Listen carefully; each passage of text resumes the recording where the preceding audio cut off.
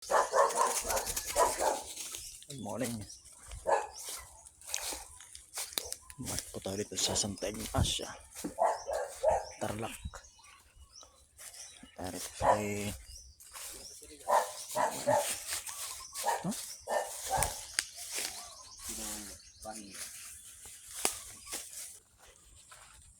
yun. Dito po tayo sa Santa Ignacia. Narito tayo ulit. Nakabalik tayo sa Kuya Manny. Yun, may tupa doon. Kardero, kung tawagin. Hindi po yan.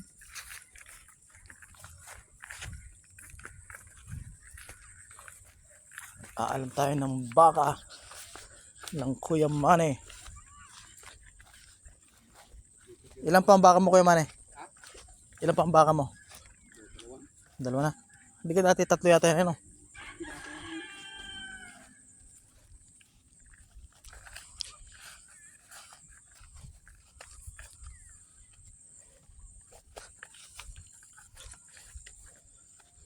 Ayan. Doon nga tayo naglocate, ano? Doon tayo naglocate, diba? Yung may multo.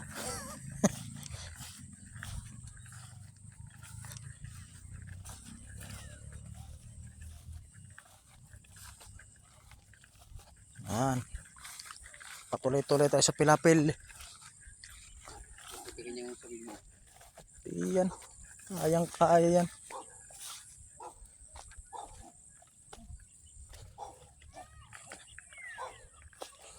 Wow, yung palang dalawang baka niya. Magandang katawan ngayon yung baka ng yung baka. Oo. Kuha lang diyam dyan. Doon ka kuha ang dami. Ayan.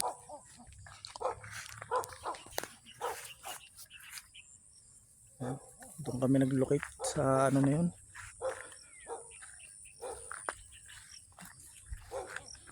Yan, dyan kami napunta dati. Tayo nakapunta rito kagabi. Mga alas 10 ng gabi ako dumating dito.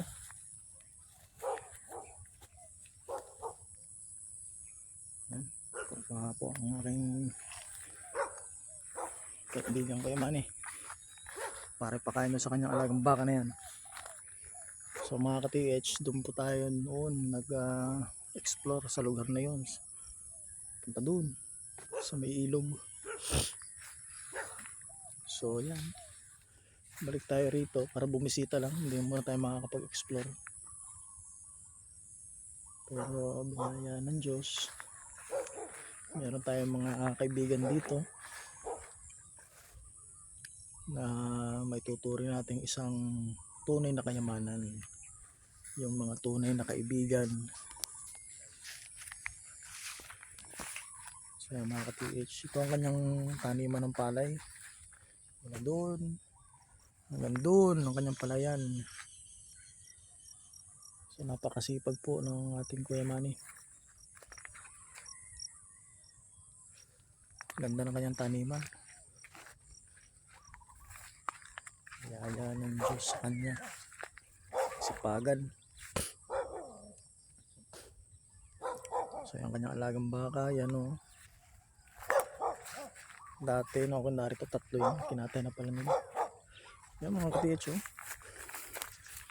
So tayo hindi tayo makapag-explore ngayon. Ganda ng tupa. Yun. Karnero.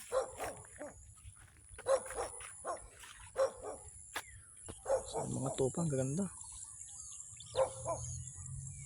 So ito yung pangarap ko mga ka-TH, magkaroon ng ganitong farm. Lagi kang kambing, tupa, baka, may sarili kang bakuran na ganyan. So doon nakapag-locate din ako doon sa isang kaibigan doon na mayroong history din na pinagkampuhan din ng Japanese Imperial Army doon sa lugar na yun. So napunta ako dito, wala po akong dalang gamit para to explore. Dahil lang yung pagpunta po rito, pagbisita lang po sa kaibigan. At matagal na panahon, ilang buwan din bago ako nakapunta dito ulit. So ayan po Kuya Manny, madaladala po siyang pangpakain sa kanyang baka. So ayan po mga ka-TH, shout out po kay ating kaibigang treasure hunter sa buong Pilipinas, Don TH Bukidnon, at si Renzi Pigaw. Ganon din po, ito po ating kaibigan si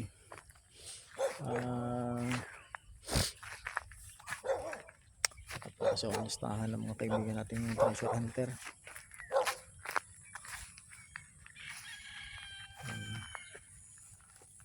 Sa mga kaibigan sa lugar na yun, doon ako napunta. So yun, naalala ko, Choy TV, shoutout sa iyo. Sana bro makagamit naman ako ng mga gawa mo. May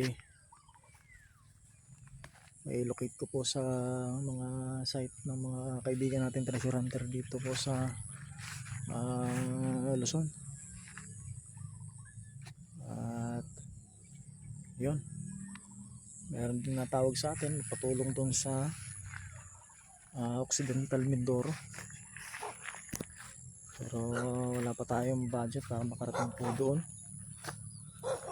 Dahil meron din tayong site na iniintindi, sarili po nating site doon. Sana pag-pray niyo po na samahan tayo ng Diyos na ating ma-hit. So yun po mga ka-TH, huwag po kayong makalimot na mag-share at mag-subscribe sa ating pong channel, Nel Morden TV. Shoutout po sa lahat ng treasure hunter sa buong Pilipinas. So yun po, happy hunting po tayo palagi, ingat po kayo.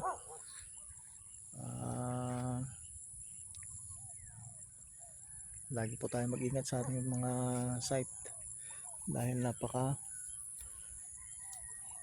hirap po ng tayo po basta-basta lang po nag